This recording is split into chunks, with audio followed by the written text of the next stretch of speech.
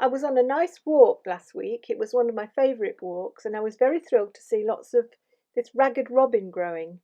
I took this photo, and I think it sets the wildflower off quite nicely.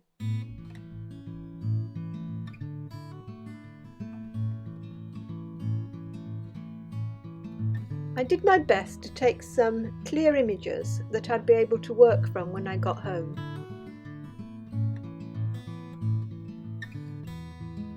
I'm not a botanical artist. I like to work in a free, loose sort of manner, but always aim to keep the main structure and the character of the flowers in the finished painting. For me, it's important to do lots of preliminary work, and I started off this time with some colour swatches of all the tube colours I had that I thought might be suitable for the ragged robin. Quinacridone magenta was the colour that I finally decided I would use. It seemed to match the colours of the flower quite well.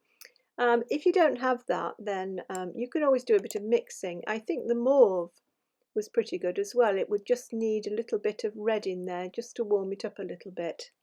I do suggest that you don't get too hung up about colours.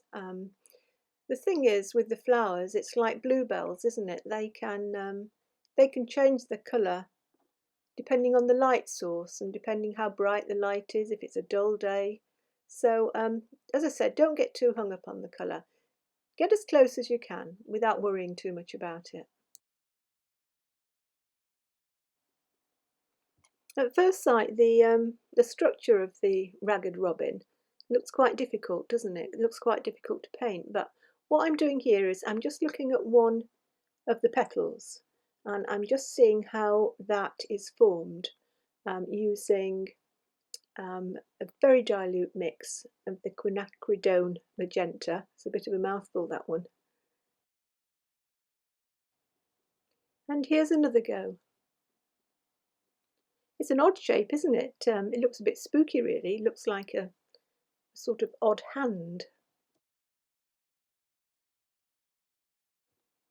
We've got 5 petals to do, so I've just given myself just a little diagram, I suppose, just to help me place them.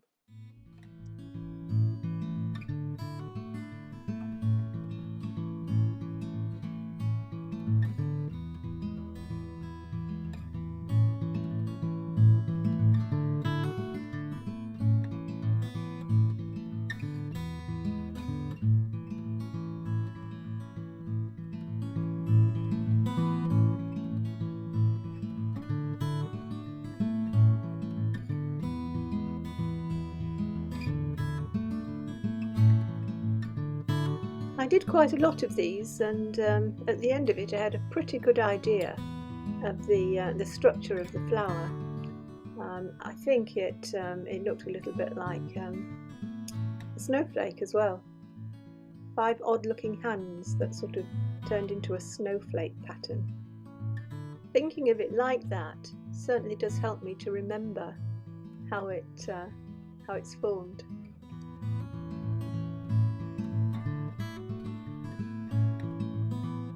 And here I'm adding some concentrated colour while the first wash on each petal is still wet. So we're doing some wet into wet watercolour work here.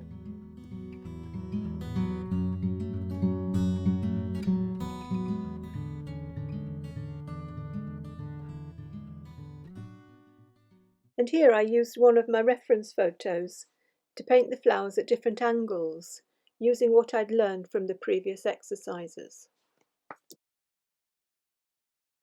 I'll show you how I did this. I've switched from my usual round brush here to a quill brush. It's quite a new brush for me. I really like it. It holds a lot of water and it comes to a nice fine point. I will put my materials that I've used in the description box below if you'd like to have a look.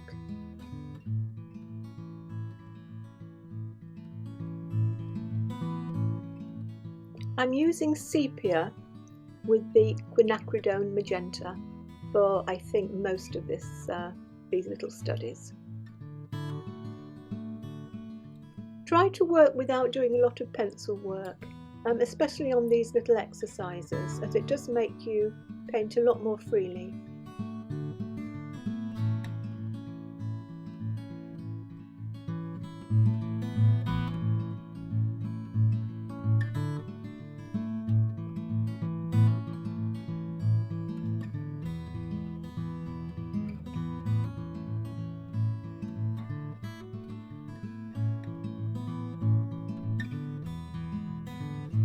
I'm trying to work quite quickly and fluidly and making the occasional sort of random mark just to give a little bit more life to the painting, a little bit of movement. And I am mixing a little bit of the sepia with the quinacridone magenta just to ring the changes a little bit, add some variety to the colour and slightly alter the tones in the flower.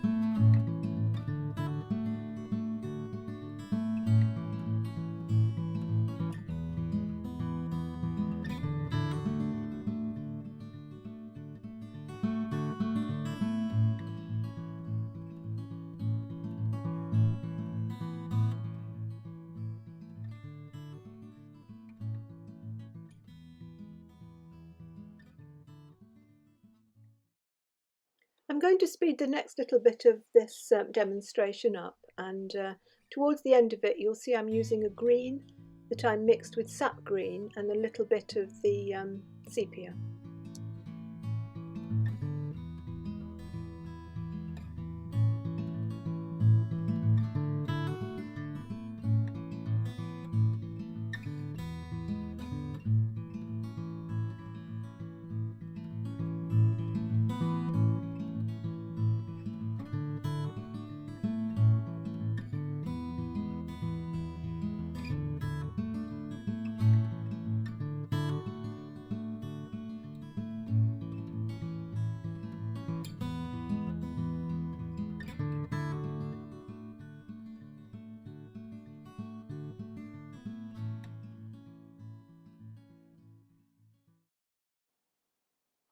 This final demonstration is painted at my regular painting speed.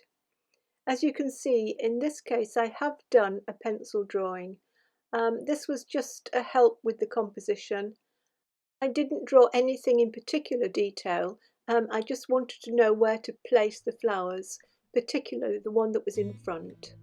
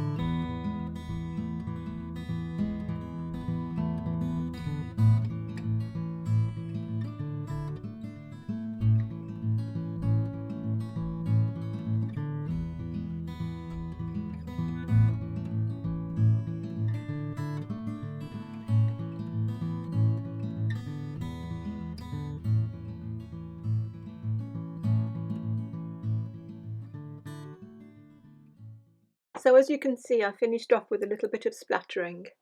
I really enjoyed painting these flowers, and I hope you find my video useful and that you can use some of the techniques I demonstrated in your own paintings. If you do like the way I paint and would like to see what I've got coming up in the future, then you can subscribe to my channel. I have a list of materials, including that quinacridone magenta, in the description box below, and some additional information about work I have on my website.